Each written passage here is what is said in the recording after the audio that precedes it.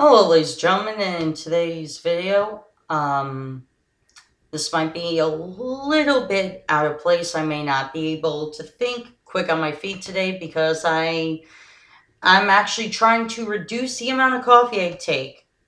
So I might have a cup of coffee later, but this morning I had um, that breakfast protein shake, the dark chocolate one. Then I had um, instant carnation milk, and then I had oatmeal with bananas. So I pretty much had like a vegan breakfast. So my head might be a little foggy making this video, so I apologize for that. So, no, sorry, not vegan, vegetarian. I forgot. Vegans don't eat or drink anything with an animal's face to it. Forgot. So anyway, the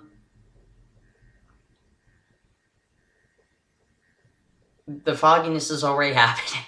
So in this video, I'm going to try to get through the fogginess and try to explain to you the importance of why you shouldn't force your child or your family members to vote the way you do. First thing we have to understand in America is that we have the freedom to vote. We have the freedom not to vote. And that's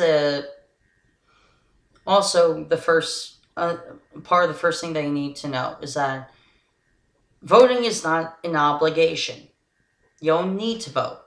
You don't need to be a registered voter. You could be a registered voter, but you just don't vote. And a lot of people are that way. A lot of people are registered Democrats, Republicans, Libertarians, Independents, and Greenpeace Party members, and they don't vote. But the reason why some people don't vote is for very valid reasons. They're tired of getting screwed over by every single politician they vote for, so they don't vote. They don't want to vote. They don't think their voice is actually heard at the ballot. And that's a very valid reason, and I respect that, and I can agree to that point of view in a lot of ways. But I do vote. I'm a libertarian, but I'm registered as an independent. I may change the registration from independent to libertarian, but as of now, I'm going to keep it at independent. I'll tell you why.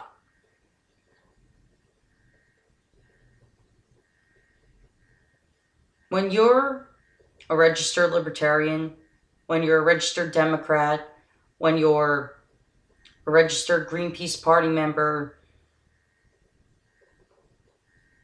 the problem is that you tend to not see all sides of the political spectrum. You tend to have this one-sided opinion to everything. And when I do my videos, I do some liberal talking points, some conservative talking points, libertarian talking points, Greenpeace Party talking points. It's pretty obvious that I'm not one-sided when I do my videos, because there are points of views from the other spectrums that I do agree with. I may not agree with every single point from the other perspectives, but as a libertarian, I tend to look at all the different talking points and say, I agree with this, I disagree with that, and then I talk about my videos. So, now, you have to understand that whatever you're registered as, even if your philosophy is conservative, liberal, libertarian, or Greenpeace, and you're a registered independent like I am, and there are people that do that, that's fine too. But just know, whatever you're registered as, even if you or you register as a libertarian or conservative Republican or liberal Democrat or Greenpeace, that's fine too, because it's an all-American vote. Okay, now that we got the first thing out of the way, we got to talk about the second thing. The second thing that we have to talk about is you could influence your kids to view politics one way, but like the millennials like us, when we grew up, we viewed politics a different way. Um, we know as millennials that we had great grandparents and grandparents who were Republicans, and we were influenced to think conservatively that church was important, that gay marriage was wrong, being gay was gross, and all that shit, right? We grew up and we realized that's not a mentality that we agree with. And some of us became liberals, and then we left liberalism, the Democrats, and then we became, libertarians, some compassionate conservatives, genuinely compassionate conservatives, or Greenpeace Party members. You get the point. Now, some of us still remain Democrats, but you have to understand something about this. This is the way you vote. But when you're a mother or a father in the future, like I want to be in the future, you have to understand something. The way you vote or think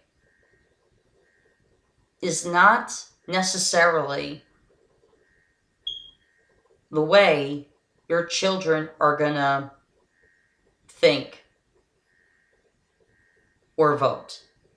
So you could be, I'll be the libertarian parent, but you know what? My child might be a Republican or a Democrat or a Greenpeace person, and I would have no problem with that. I might disagree with them on certain things, but you know what? That's fine. Because there should be healthy disagreements in a conversation. Because there's an old wives' tale, and it's true though. When you're having a conversation and there isn't even a healthy disagreement, then nobody has a thought of their own. It's an old wives' tale, but it's genuinely true. You need a healthy disagreement, even if it's with your children on politics. But your children may not be into politics, and that's okay as well. And a lot of kids from my sister's generation most likely won't be interested in politics at all. Or my brother's generation probably won't be interested in politics at all. So don't be surprised if your child's not into politics, because remember when we were kids, we had different interests. We had interest in, let's just say, movies, music, what was the new song on the radio, or getting a hair, or being fascinated with our hair and doing it all different styles, or having the hot eyeglass frames at the time, or having the piece of jewelry that got you noticed. So yeah, you have to understand your children are gonna have different interests. So the third thing you have to understand is this isn't the case if your child is into politics. Don't force them to vote the way that you do. Because if they view you as a party member or voter that's not an official party member but votes libertarian or whatever, and you force your political beliefs on your children, they're going to have a distaste for that ideology. So let them find their own way in politics. So that's the most important thing. Let them find their own way. Because one negative view of your thought of politics is going to have a collectively negative view on